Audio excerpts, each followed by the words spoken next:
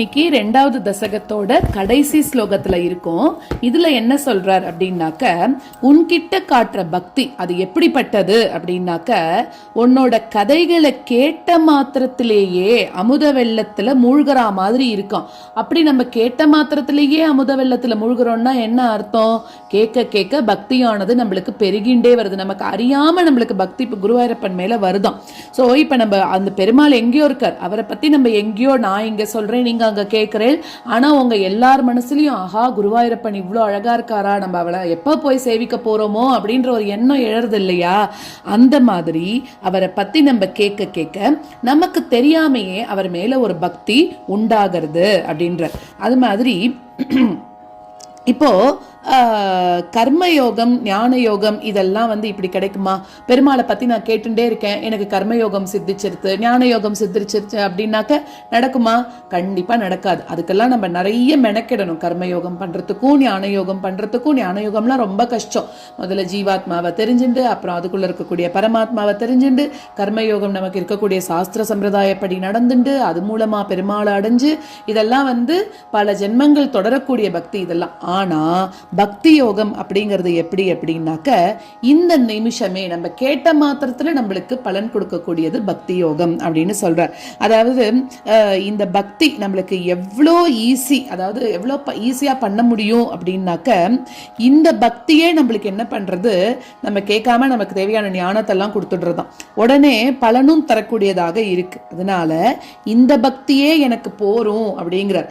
ஆனா அந்த பக்தி எனக்கு, இவருக்கு ஏற்கனவே நிறைய பக்தி இருக்கு, ஆனா இன்னும் எனக்கு நிறைய பக்தி வேணும், அதுக்கு நீதான் எனக்கு உதவி பண்ணணும் அப்படின்னு குருவாயூரப்பன் காலிலேயே சரணாகதி அடைகிறார் பட்டத்திரி இந்த ஸ்லோகத்துல. நம்மளுக்கும் பெருமாள் கிட்ட பக்தி ஒண்ணுதான் எப்பவுமே இருக்கணும். அந்த பக்தி நம்மள பல எல்லைகளுக்கு கொண்டு போகும். பெருமாள் கிட்ட உண்மையான பக்தி இருக்கணும். அதாவது நானும் பண்றேன் அப்படிங்கிற மாதிரி இல்லாம உண்மையான பக்தி இருக்கணும். அது நாளடைவுல நம்மளையும் பெருமாளையும் ஒரு பேச்சுவார்த்தையில கூட ஈடுபடுத்தும் அந்த பக்தி. சில பேர் சொல்லுவா அதெல்லாம் பைத்தியக்காரத்தனம் அப்படின்னு. கிடையாது. பக்தி இருந்தாக்க நம்ம பேசுறத பெருமாள் கேட்பார், பெருமாள் நம்மளுக்கு பதில் சொல்ற மாதிரி நம்மளுக்கு தோணும். அதுதான் உண்மையான பக்தி. அதனால பக்தி யோகத்தோட மேன்மைகளை இந்த தசகத்துல பார்த்தோம். அடுத்த தசகத்துல என்ன இருக்குங்கிறத நாளைக்கு பார்க்கலாம். த்வத் பக்திஸ்து கதா ரசாமிருதஜரி நிர்மஜ்ஜனேன ஸ்வயம் சித்யந்தி விமல பிரபோத பதவீம் அக்லேஷ தஸ்தன்வதி சத்ய சித்திகரி ஜயத்யை விபோ சைவாஸ்து மே த்வத்பத பிரேம பிரௌடி ரசார்த்ரதா திருததரம் வாதாலயாதீஸ்வர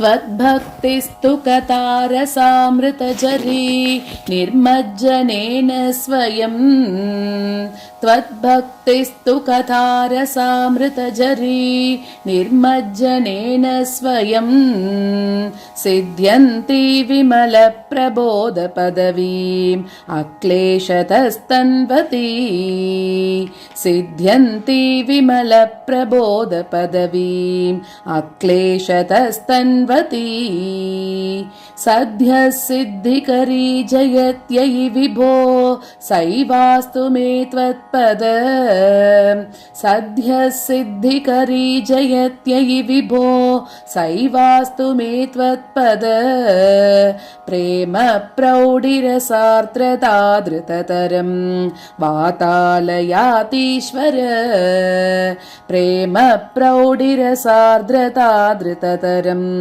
वातालयादीश्वर त्वद्भक्तिस्तु कथारसामृतजरी निर्मज्जनेन स्वयं सिद्ध्यन्ति विमलप्रबोधपदवीम् अक्लेशतस्तन्वती सद्य सिद्धिकरी जयत्यै विभो सैवास्तु मे त्वत्पद प्रेम प्रौढिरसार्द्रता धृततरं वातालयातीश्वर त्वद्भक्तिस्तु कतारसामृतझरी निर्मज्जनेन स्वयं सिद्ध्यन्ति विमलप्रबोधपदवीम् अक्लेशतस्तन्वती सद्यः सिद्धिकरी जयत्ययि विभो सैवास्तु मे त्वत्पद प्रेम प्रौढिरसार्द्रतादृततरं वातालयातीश्वर।